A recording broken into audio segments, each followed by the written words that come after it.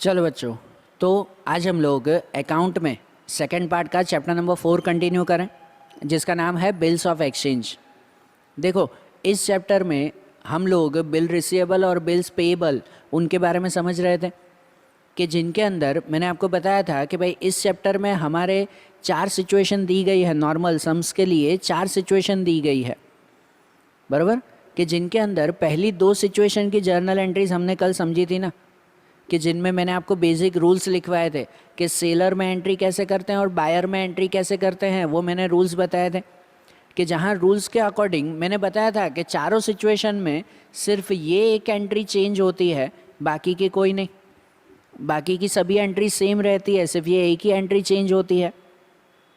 जिसमें कल हमने 2 सिचुएशन देखी थी कि एक नॉर्मल सिचुएशन थी कि जिसमें ये बेसिक एंट्रीज आती हैं वो, और दूसरी एक सिचुएशन थी कि जब हम लोग बिल वो बैंक से डिस्काउंट करवा लेते हैं। हमें जब अर्जेंट पैसों की ज़रूरत होती है तो हम बैंक से एडवांस में ले लेते हैं पैसे, फिर बैंक जाकर उस पार्टी से जो है वो पैसे लेकर आती है। तो वो सिचुएशन कल हमने समझी थी ना। अब थर्ड सिचुएशन हम लोग समझें, तीसरी सिचुएशन देखें। जो तीसरी सिचुएशन ये आती है कि bill endorse to third party.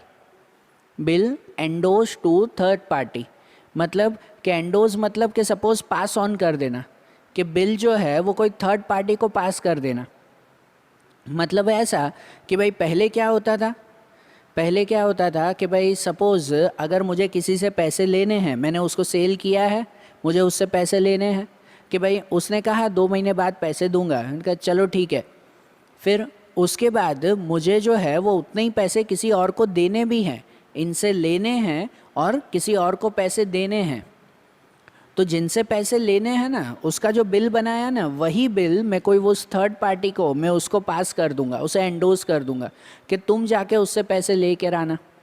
तो मेरे लिए तो दोनों का अकाउंट सेटल हो जाएगा ना, बराबर ना। इससे 10,000 लेने हैं और इसको 10,000 देने हैं, तो मैंने इसको बिल ही दे दिया कि वो 2 महीने बाद 10,000 देगा ना, तुम उसी से ही ले लेना 10,000। तो मेरे लिए जो है वो ये रिसीवेबल भी कंप्लीट हो गया और ये जो पे करना था वो भी मेरे लिए कंप्लीट हो गया, बराबर। तो होता है ऐसा कितनी बार कि भाई बिल जो है वो किसी और को पास कर देते हैं, तब उस वक्त कैसी जर्नल एंट्रीज करते हैं। उस वक्त भी ये जर्नल एंट्रीज में सिर्फ ये सिचुएशन चेंज होगी ना, यहाँ सिर्फ एंट्री चेंज होगी इस थर्ड पॉइंट पे, बाकी सब एंट्री सेम रहेगी। तो अब समझें, अब हम लोग समझें कि भाई ये इसको कैसे एंट्री करनी है सम के हिसाब से। देखें तो आपकी फाइनल एक्सरसाइज में जो क्वेश्चन नंबर 4 है उसमें थर्ड वाला क्वेश्चन देखें, कि उसमें थर्ड वाला क्वेश्चन ऐसे दिया हुआ है कि Palak sold goods of 48,000 on credit to Ansh on 15/5/16। कि पलक ने अंश को सेल किया है 48,000 के goods. On the same day Palak drew a bill on अंश फॉर 60 डेज विच अंश एक्सेप्टेड। उसी दिन पे 60 डेज मतलब कि 2 महीने का बिल तैयार किया जो अंश ने एक्सेप्ट किया। On 25/5/16 Palak endorse this bill in favour of a creditor Jinal. कि 25 डेट को पलक ने जो है वो ये बिल किसको दे दिया, जीनल को दे दिया, बराबर ना, जीनल को पास कर दिया ये bill. And the amount of the bill was paid on the maturity date. और अंश ने तो वो पैसे टाइम टू टाइम दिए, जो मैच्योरिटी डेट जब टाइम आया उस वक्त दिए उसने। पास necessary journal entry in a book of Palak and अंश। तो पलक और अंश दोनों की एंट्रीज करनी है ना। पहले सेलर की एंट्री करें, मतलब कि पलक की बुक में एंट्री करें। तो उनमें एंट्रीज जैसे हम लोग करें, आप लोग फिर से बोल रहा हूँ पूरा फॉर्मेट तैयार करना, फॉर्मेट में लिखना वो एंट्रीज। तो उनमें लिखें पहले कि journal entries in the books of Palak. तो उनमें अगर एंट्री करें ना हम लोग, तो सबसे पहली एंट्री उसमें कौन सी आएगी कि पलक ने सेल किया है उसकी एंट्री, जो डेट दी गई ऑन 15/5/16।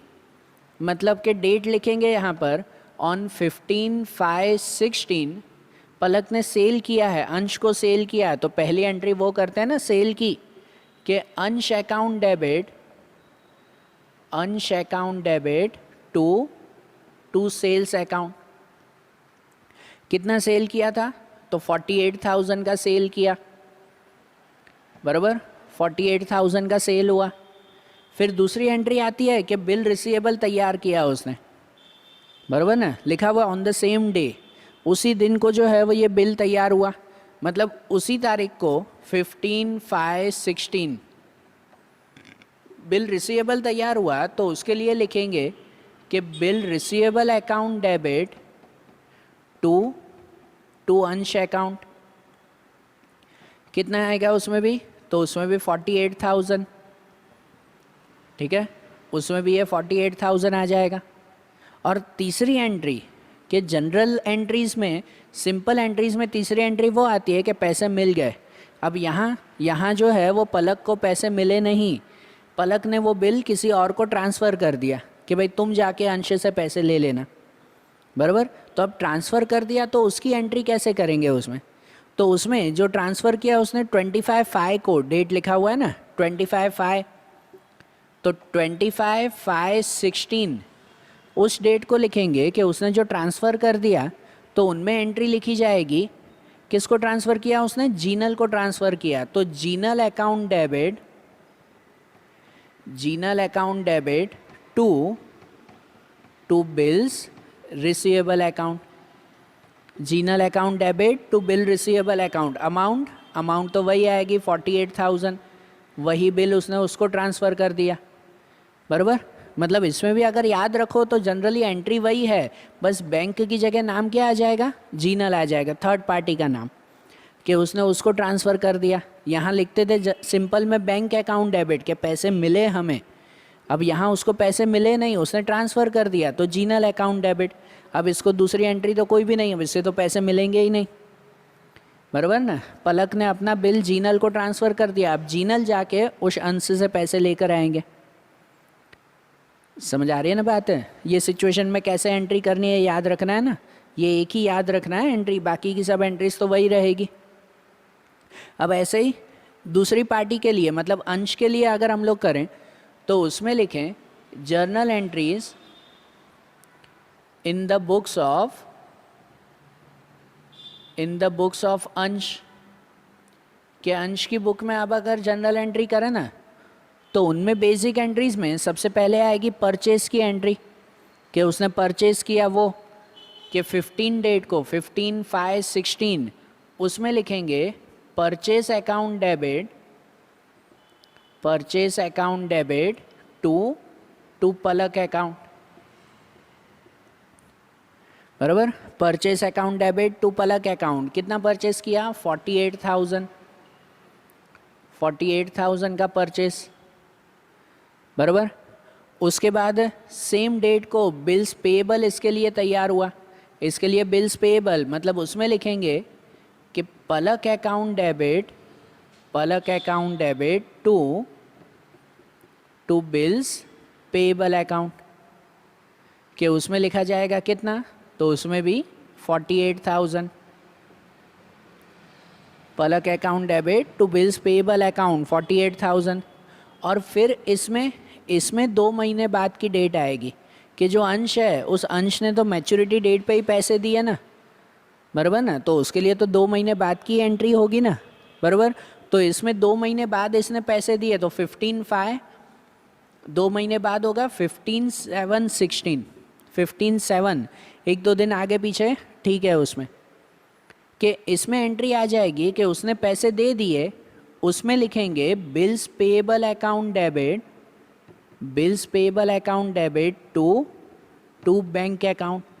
उसमें तो वही एंट्री ना, उसमें चेंज नहीं होगी, उसमें तो वही 48,000 ही रहेगा और एंट्री भी वही रहेगी कि bills payable account debit to bank account, कोई चेंजेस नहीं। क्यों इसमें चेंजेस नहीं, क्योंकि इसमें तो कोई लेना देना ही नहीं है ना, अंश को तो उस टाइम पे पैसे देने थे 2 महीने बाद, कि भले पलक लेने आए कि पलक ने जीनल को दे दिया तो जीनल इससे पैसे लेने आए, बराबर। इसमें थोड़ी कोई चेंजेस आने वाला है, उसे तो पैसे ही देने हैं ना, पलक को देने हो या जीनल को देने हो, समझ आ रहा है ना। तो इसलिए जब भी एंट्रीज लिखता है ना, तो बायर में कोई भी चेंजेस नहीं होते, ये बायर में वो कोई भी चेंजेस नहीं, बस सेलर में इस एंट्री में सिर्फ चेंज होता है कि उसने जो है वो बिल किसी को पास कर दिया, या कल जैसे सिचुएशन देखी थी कि उसने बैंक से एडवांस में पैसे ले लिए थे, बराबर।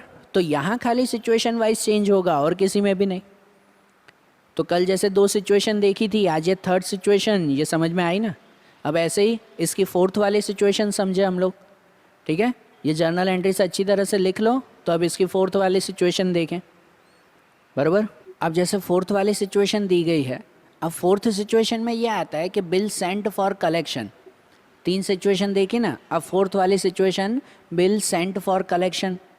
अब ये सिचुएशन क्या है भाई, इसमें ऐसा होता है कि कितनी बार जब मैच्योरिटी डेट आ जाती है, मतलब जब पूरी टाइम हो जाता है कि हमें उससे पैसे लेने जाना है, लेकिन उस वक्त हमें टाइम नहीं होता या कोई वर्क में बिज़ी होते हैं या और कोई भी रीज़न कि हम उसके पास पैसे लेने नहीं जा पा रहे, बराबर, हम नहीं जा पा रहे उससे पैसे लेने, तब उस वक्त हम लोग किसी और को बोलते हैं पैसे लाने के लिए। और जनरली यहाँ पर दिया हुआ है बैंक, कि हम बैंक को बोलते हैं कि तुम जाकर जो है वो उससे पैसे लेके आओ, बराबर। और इसके बीच में बैंक थोड़ी सी कमीशन लेती है, बराबर। मतलब मैंने इसको सेल किया सामान, वही एग्जांपल कि मैंने इसको सामान सेल किया है, 10,000 के गुड्स मैंने सेल किए, उसने कहा 2 महीने बाद पैसे देंगे। अब 2 महीने जब हो गए ना, तब उस वक्त मेरे पास कोई टाइम नहीं है, या तो मैं बिज़ी हूँ या और कोई भी रीज़न है, मैं नहीं जा पा रहा उससे 10,000 लेने के लिए, तब मैं बैंक को इन्फॉर्म कर दूंगा कि भाई तुम जाकर उससे पैसे लेकर आओ। और बैंक ये सर्विस देती है, बराबर ना, बिल्कुल देती है। हमें बैंक को 1 हफ़्ता पहले या 10 दिन पहले इन्फॉर्म करना होता है कि मुझे बैंक को बोल कर रखना होता है, ऑन द स्पॉट नहीं। बैंक इतनी फ्री नहीं बैठी हुई होती है कि मैं अभी बोलूँगा कि जानो उससे पैसे लेके आओ, बराबर। वो बैंक है, हमारे शॉप का वर्कर थोड़ी है कि ऑन द स्पॉट भागेगा फिर, बराबर ना। कि बैंक को 5-6 दिन, 1 हफ़्ता या 10 दिन पहले इन्फॉर्म करना होता है कि भाई इस तारीख को सामने वाले से पैसे लेकर आने हैं, भाई तुम फ़ोन करके उससे पैसे कलेक्ट कर लेना, बराबर। तो बैंक ये सर्विस देती है हमें, और इसके बदले में थोड़े से वो कमीशन लेगी, अपना चार्जेस तो लेगी ना, कि बैंक वहाँ जाकर पैसे लेके आएगी तो अपने चार्जेस वो लेगी, ठीक है ना। तो इसलिए फोर्थ सिचुएशन आती है कि bill sent for collection through bank जब कलेक्शन करके आती है वो, तो उनमें कैसे एंट्रीज, फिर से बोल रहा हूँ, वही एंट्रीज सेम, खाली इसकी जगह पर जो है वो एंट्री चेंज होगी। तो इनमें जर्नल एंट्री कैसे करनी है वो भी सम के हिसाब से समझे ना। जैसे आपके टेक्स्ट बुक में 4th वाला क्वेश्चन दिया हुआ है, 3rd वाला देखा ना, उसके बाद लिखा हुआ है कि Sajid drew a bill of 28,000 for 2 month on Aamir. Sajid ने आमिर के ऊपर जो है वो बिल ड्रॉ किया है 14/6/16 को। Aamir accepted and return the bill on 6/8/16। Sajid sent this bill to the bank for collection, कि भाई साजिद ने बैंक को बोला कि भाई तुम जाकर जो है वो कलेक्ट करके आना। The bill was paid on maturity date by Aamir, और आमिर ने टाइम टू टाइम पैसे दे दिए, उसने बैंक को पैसे दे दिए जब बैंक लेने गई तो। The bank debited 120 to Sajid account as commission, और बैंक ने 120 रुपये कमीशन लिए। बैंक जाके लेके आई तो उसने कमीशन अपने चार्जेस लिए 120 रुपये। So pass necessary journal entry in book of both parties. तो अब इनके लिए हम लोग एंट्रीज करें ना, तो इनके लिए भी 2 पार्टीज़ हैं, साजिद और आमिर। तो सबसे पहले सेलर की एंट्री करें, मतलब कि साजिद के लिए पहले एंट्री करें हम लोग। तो पहले लिखें हम लोग कि journal entries in the books of Sajid, in the books of Sajid. कि साजिद के लिए अगर एंट्री करें ना, तो पहली एंट्री सेल की एंट्री। अब यहाँ देखो, यहाँ एक चीज़ समझो कि इस सम में ना सेल का कोई मेंशन नहीं है। इस सम की शुरुआत ही ऐसे होती है कि भाई उन्होंने बिल ड्रॉ किया है 14/6/16 को, मतलब सीधा कि उन्होंने बिल बनाया, बिल रिसीवेबल तैयार किया, सेल का कोई मेंशन नहीं है। तो यहाँ आप 2 तरह से कर सकते हो कि भले सेल लिखना हो तो लिखो, नहीं लिखना हो ये सेल वाली एंट्री तो भी भले मत लिखो तो भी चलेगा। मैं प्रेफर करता हूँ कि हो सके तो इसे लिख दो, एक एंट्री एक्स्ट्रा ही लिखनी है ना, कम थोड़ी लिखनी है। उसने बिल बनाया मतलब सेल किया होगा तभी बिल बनाया, सेल कब किया है उसकी डेट मेंशन नहीं है तो भले वही डेट लिख दो कि उसी डेट पे सेल किया, उसी डेट पे बिल बनाया। ये इसलिए बोल रहा हूँ क्योंकि हर सम में, सब सम में सेम एंट्रीज करते जाओगे ना तो प्रॉब्लम नहीं आएगी, किस में करना है किस में नहीं करना है, ऐसा कोई सोचना नहीं पड़ेगा। हाँ भाई ये सब में लिखना ही है सेल की एंट्री, बराबर ना। तो सब में एक जैसी एंट्री चलती रहेगी, वो ज़्यादा बेटर है। तो इसमें सेल का मेंशन नहीं है, सीधा बिल का मेंशन है। तो भी हम लोग सेल की एंट्री लिख देते हैं उसमें कि 14/6 डेट दी गई है तो उसी तारीख को लिख दें कि ऑन 14/6/16 कि साजिद ने जो है वो सेल किया आमिर को, तो Aamir account debit to sales account, amount तो वही लिखेंगे 28,000, बराबर 28,000 का सेल किया, और उसी डेट को लिख देंगे फिर 14/6/16 को कि उन्होंने बिल तैयार किया, उसके लिए एंट्री कि बिल्स रिसीवेबल अकाउंट डेबिट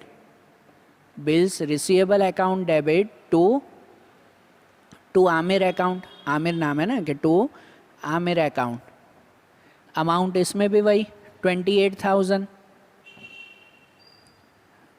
बराबर। और तीसरी एंट्री कि अब यहाँ सिचुएशन वाइज जो चेंज करना है ना, कि अब इन्होंने जो है वो बिल खुद लेने नहीं गए, बैंक को भेजा कलेक्शन के लिए कि तुम जाके लेकर आना। तो अब ये सिचुएशन होती है ना, तो इस सिचुएशन में यहाँ पर 2 एंट्रीज आएगी, यहाँ पर 2 एंट्री, अभी तक सब में एक एंट्री होती थी, अब इसमें 2 एंट्री आएगी। 2 एंट्री इसीलिए, एक एंट्री होती है कि हमें पहले बैंक को इन्फॉर्म करना होता है, जैसे मैंने पहले भी बताया ना कि उसे 8 दिन 10 दिन पहले इन्फॉर्म करना होता है कि भाई तुम जाके कलेक्ट करके आना, तो एक एंट्री उसकी करनी होगी। और फिर दूसरी एंट्री करनी होगी कि हाँ भाई बैंक ने आमिर ने टाइम टू टाइम पैसे दे दिए, बराबर। तो ऐसी 2 एंट्री यहाँ पर बतानी होगी। देखो इसमें डेट भी लिखी हुई है कि जनरली देखो 2 महीने का बिल है, 14/6 उसके 2 महीने बाद गिनो तो 14/8 होता है, बराबर ना, 14/8, लेकिन उसमें दिया हुआ है कि ऑन 6/8/16 साजिद ने जो है वो बैंक को ये इन्फॉर्म किया, 6/8 मतलब 14 से जो है वो 6/8 का टाइमिंग 8 दिन पहले जब कलेक्ट करना था तो उसके 8 दिन पहले इन्फॉर्म किया ना, तो उसे इन्फॉर्म की एंट्री पहले करेंगे। ध्यान देना कि यहाँ पहले एंट्री होगी ऑन 6/8/16, इसके 2 महीने बाद, लेकिन 2 महीने होते हैं 14/8 को, 2 महीने कब होते हैं 14/8/16 को होते हैं, उससे 8 दिन पहले एक एंट्री करनी होगी ना कि भाई बैंक को हमने इन्फॉर्म किया ना, तो उसकी एंट्री करेंगे। समझना ध्यान से, लिखना क्या है वो इसमें समझना कि उसमें लिखेंगे कि bill for collection through bank account debit, पूरा लिखेंगे हम, पूरा नाम, bill for collection through bank account debit to bills receivable account, बराबर। पूरा ध्यान रखना, bill for collection through bank account debit to bill receivable account, कि ये हमने बैंक को इन्फॉर्म किया। अमाउंट तो वही 28,000 रुपीज़, अमाउंट वही लिखी जाएगी 28,000, बराबर। और फिर दूसरी एंट्री आएगी 14/8 को कि बैंक वो कलेक्शन करके आई, और कलेक्शन करके आई तो उसमें एंट्री करते हैं bank account debit commission account debit, bank ने कमीशन भी तो ली ना, commission account debit to bill for collection through bank account, बराबर। ये एंट्री समझना है कि जब बैंक कलेक्ट करके आई तो उसमें एंट्री की जाएगी bank account debit commission account debit to bill for collection through bank account. यहाँ जो डेबिट में किया ना bill for collection through bank, वही क्रेडिट में कि bill for collection through bank account. और अमाउंट कैसे लिखेंगे, तो देखो बैंक अकाउंट में उतना लिखेंगे जितने हमें मिले। अब जैसे 28,000 है, 28,000 में से लिखा हुआ है 120 रुपीज़ जो है वो बैंक ने कमीशन ले ली, तो 120 उसने कमीशन ली, तो बाकी के हमें मिले होंगे ना, बराबर ना, वो कट करके मिलेंगे ना हमें, बैंक अपनी कमीशन तो लेगी ना। तो मतलब 28,000 में से अगर 120 कट कर दो तो बाकी के 27,880 रुपीज़, 27,880 रुपीज़ हमें मिले। कमीशन अकाउंट डेबिट, तो कमीशन अकाउंट में लिखेंगे 120 रुपीज़ कि 120 कमीशन हुई, और bill for collection through bank account credit में, तो क्रेडिट में पूरे 28,000, बराबर ना, क्रेडिट में पूरे 28,000 लिखेंगे तो ये हो जाएगी ना इसकी एंट्री। ठीक है, ये फोर्थ सिचुएशन में ये एंट्री समझना। अब जैसे ये लिखा ना, अब आमिर की बुक में एंट्री करें। तो आमिर की बुक में अगर एंट्री करें उसमें लिखें कि journal entries in the books of Aamir. तो आमिर की बुक में अगर एंट्री करें ना तो बायर में वो एंट्री तो चेंज होती ही नहीं है, उसमें तो वही एंट्री आएगी कि जैसे सबसे पहले परचेस की एंट्री, डेट भी वही 14/6/16, पहले परचेस की एंट्री कि purchase account debit to Sajid account. कितना परचेस किया, तो वही 28,000 का परचेस किया, 28,000 परचेस, बराबर। दूसरी एंट्री उसी डेट को लिखेंगे कि 14/6/16 के बिल्स पेएबल तैयार हुआ उसके लिए कि Sajid account debit to bills payable account, उसमें भी वही अमाउंट 28,000। और तीसरी एंट्री कि इसके 2 महीने बाद लिखेंगे 14/8/16 कि आमिर ने पैसे दे दिए, तो उसकी तो वही एंट्री कि bills payable account debit to bank account, वही एंट्री ना, बराबर। और अमाउंट भी वही 28,000 कि देखो आमिर के लिए कुछ भी चेंज नहीं होगा, जो बायर के लिए कुछ भी चेंज नहीं होता, उसे फ़र्क नहीं पड़ता कि पैसे लेने जो है वो साजिद खुद आया, कि उसने बैंक को भेजा, कि तीसरे पर्सन को भेजा, कि कोई भी आया हो, बराबर। उसे तो जो है वो चुपचाप 28,000 दे देना है ना, तो वो तो दे देगा शांति से, सही बात है ना, उसके लिए तो कुछ भी चेंज होने वाला नहीं है ना, बराबर। तो इसलिए यहाँ चेंज नहीं होता, सिर्फ यहाँ पे चेंज होता है। तो ये फोर्थ सिचुएशन भी समझ में आ गई ना कि इनमें ये 2 एंट्री कैसे करनी है। चारों सिचुएशन क्लियर माइंड में। फिर से कल जो हमने वीडियो देखा था उसमें 2 सिचुएशन और आज की 2 सिचुएशन फिर से एक बार रिवाइज़ कर लेना आप लोग, ठीक है। कि जो एक पहले नॉर्मल सिचुएशन देखी, फिर दूसरी सिचुएशन देखी थी कि जब जो है वो बैंक से बिल डिस्काउंट करवा के आते हैं। आज जैसे थर्ड सिचुएशन देखी थी कि बिल किसी और को पास कर देना, एंडोर्स कर देना। और फोर्थ सिचुएशन कि जब हम बैंक को कलेक्शन के लिए भेजते हैं तो उसकी सिचुएशन, ठीक है। तो ये जैसे 4 सिचुएशन देखी ना, अब कल हमें फिर से यही 4 सिचुएशन देखनी है, लेकिन उसमें जो है वो टाइप चेंज होगा। सिचुएशन यही 4, नॉर्मल एंट्रीज, फिर बिल डिस्काउंटेड बाय बैंक, फिर एंडोर्स टू समवन एल्स, या तो फिर ये बिल सेंड फॉर कलेक्शन, यही 4 एंट्रीज, यही 4 सिचुएशन। लेकिन अब ऐसा कि इसमें कैसे करते थे कि भाई जब टाइम पे 2 महीने बाद वो शांति से पैसे दे देता था, बराबर ना, वो चुपचाप पैसे दे दे। लेकिन अगर जो है वो 2 महीने बाद वो सामने वाला पैसा न दे तो, बराबर, मैंने किसी को सेल किया, उसने कहा 2 महीने बाद पैसे दूंगा, 2 महीने बाद लेने गए तो सामने वाला पैसे ही ना दे तो फिर उसकी एंट्री अलग ना, बराबर। उसमें भी यही 4 सिचुएशन कि मैंने बैंक को भेजा था कलेक्शन के लिए कि और सामने वाला पैसा न दे तो फिर क्या करेंगे, या मैंने किसी और थर्ड पार्टी को एंडोर्स कर दिया था और सामने वाला पैसा ही न दे तो फिर। तो अब यही 4 सिचुएशन देखनी है, लेकिन उसमें ये चेक करके देखना है कि अगर सामने वाला पैसा न दे तो एंट्री कैसे करनी है। तो जैसे ये 4 सिचुएशन अभी समझी, अब यही 4 सिचुएशन दूसरी तरह से अब हम लोग कल के वीडियोज़ में देखेंगे। Okay, thank you.